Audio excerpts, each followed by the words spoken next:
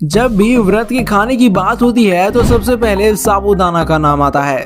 साबूदाने से कई तरह की रेसिपी बनती है और व्रत में इसका काफी इस्तेमाल किया जाता है। सफेद मोती की तरह दिखने वाला ये साबूदाना स्वाद में भी अच्छा होता है। इतना ही नहीं, कई रिपोर्ट्स में दावा भी किया गया है कि आपकी सेहत के लिए काफी फायदेमंद होते हैं। लेकिन साबूदाने को लेकर एक सवाल अक्सर पूछा जाता है कि आखिर ये बनता कैसे है। कई बार आपके मन में भी सवाल आता होगा कि आखिर ये साबूदाना किस तरह से बनता है। कई लोगों का इसे लेकर कहना होता है कि ये उसी तरह से उगाए जाते हैं जैसे कि चावल और गेहूं को उगाया जाता है। तो कई लोग इसे किसी फल का बीज बताते हैं। लेकिन आज हम आपका पूरा कंफ्यूजन दूर करने वाले हैं और आपको बताने वाले हैं कि आखिर ये कैसे बनता है। साथ ही आपको बताएंगे कि आखिर कई लोग इसे व्रत में खाना उचित क्यों नहीं मानते हैं। तो चलिए जानते हैं कि व्रत में खाए जाने वाले सबसे लोकप्रिय आइटम साबूदाना के बारे में। दोस्तों, आपको बता दें कि साबूदाना टैपियोका यानी कसावा के पौधों की जड़ों से बनाया जाता है। कसावा शकरकंद की ही प्रजाति से आता है। टैपियोका मूल रूप से पूर्वी अफ्रीका का पौधा है और इसे 19वीं सदी की शुरुआत में भारत लाया गया था। तो साबूदाना बनाने के लिए सबसे पहले टैपियोका के पेड़ों से इसके जड़ों को हार्वेस्ट करके अलग कर लिया जाता है और इसके जड़ों को कसावा रूट कहा जाता है। इसके जड़ों को निकालने के बाद पानी से अच्छी तरह से धोया जाता है और इनसे मिट्टी को अलग कर साफ कर लिया जाता है और यह सारी प्रोसेस मशीन के द्वारा ही की जाती है। उसके बाद जो कसावा का जड़ होता है उसके छिलके को छीलकर पूरी तरह से हटा दिया जाता है और इसके लिए ऑटोमेटिक पीलिंग मशीन का इस्तेमाल किया जाता है।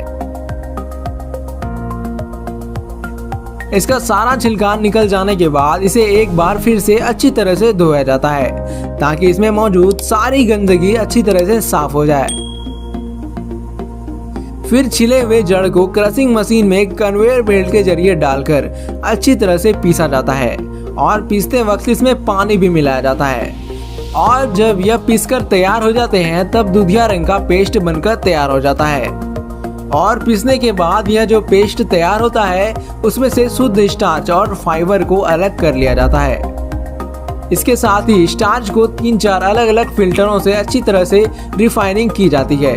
इस प्रोसेस की पूरी हो जाने के बाद जो एक्स्ट्रा वाटर होता है उसे बाहर निकाल लिया जाता है और जो फाइबर होता है उसे पल्प मशीन के द्वारा बाहर निकाल लिया जाता है और ये जो गूदा होता है उसे सूरज की रोशनी में या मैकेनिकल ड्रायर में तब तक सुखाया जाता है जब तक कि उस गूदे में नमी यानी मॉइस्चर की मात्रा 12% तक ना हो जाए।